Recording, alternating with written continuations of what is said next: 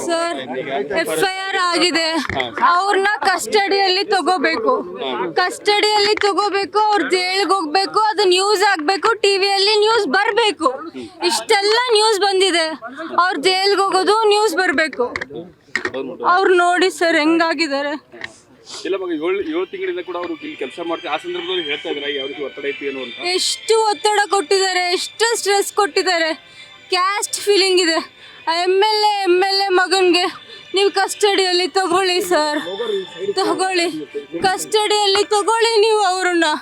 ಅವ್ರು ಜೈಲ್ಗೆ ಹೋಗ್ಬೇಕು, ಅದು ನ್ಯೂಸ್ ಅಲ್ಲಿ ಬರ್ಬೇಕು, ನಾನು ನನ್ನ ಮಗ ನೋಡ್ಬೇಕು. ನಮ್ಮ ಅತ್ತೆ, ನಮ್ಮ ಮಾವ, ನಮ್ಮ ತಂದೆ ತಾಯಿ ಎಲ್ಲರೂ ನೋಡ್ಬೇಕು.